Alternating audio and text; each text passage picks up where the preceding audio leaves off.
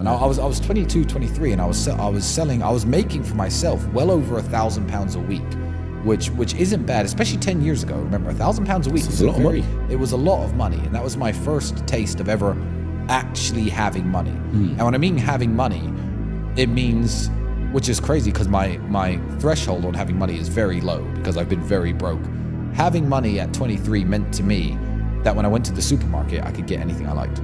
That was wild. Yeah, you have to think twice about it. It's like, oh, pot noodles, yeah, I can afford these. Yeah. Oh, a jar of olives that costs £5 because they've got cheese in them. Okay, I can buy those. You could just buy whatever you liked from the supermarket. Yeah. That was mind-blowing. And that was my conservatory installation sales job. But I made very good money. And again, you learn a lot of very difficult lessons. You have the door slammed in your face. You have people answer the door with their dog barking at you. What do you want? And you're like, hello, sir. Well, I've noticed you have a conservatory, and you're trying to pitch them. It's very difficult. And I think the internet has killed that. I think that every single year for the last probably 100 years, up until 2010, salesmen got better and better and stronger, and the science was refined, and the science of sales was perfected.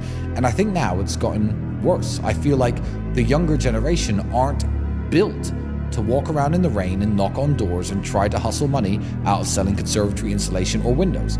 Windows are hard to sell, bro. Everyone has windows. Yeah. Houses all have windows, and you have to knock on the door, convince him to get rid of his old ones, and put the new ones in. buy it's funny new windows. because there was a Netflix series called White Gold, which is why I said it's called White Gold, right? And it was all on the idea of these sales guys' comedy show selling PVC. But the fact that they're basically just trying to sell this PVC as much as possible, telling these people to get rid of their old one for no apparent reason to get the new one in. That's exactly what I do. Like, that's a product there where you have to just learn to sell it properly. Yeah. And nowadays you have youngsters that are just like, oh, well, sales is hard. I sent a bunch of cold emails. I didn't get a reply. Cold email is hard? You think copying and pasting and sending is hard? Yeah, literally just putting you don't on know the what hard is. Try dialing them on the phone. Yeah. You probably have a lot more success. How did you do with negotiations? Not negotiations, rejections. Rejections? I've always dealt with rejections very, very well. I was very pragmatic. When I got a no, I obviously store the number, store the lead, call them back next week just to see if it was a final no. I had a very organized system, and I think that's a key to mine Landry's success. We're very organized people. He's probably more organized than me.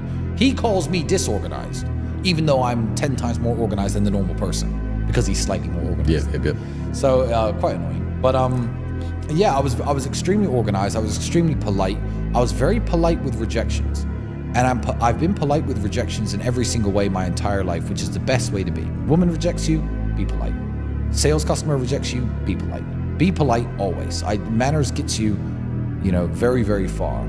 And a lot of the customers who then maybe change their minds called me back because I was such a pleasant, at the time, young man, and they liked me, and I built some rapport with them. So no, when you get rejected in anything in life, say you go for a job interview, and you get rejected, always behave like a gentleman and always behave amicably, because it will eventually, if you live long enough, backfire if you start treating rejection badly. So I've always been fine with rejection. Doesn't bother me.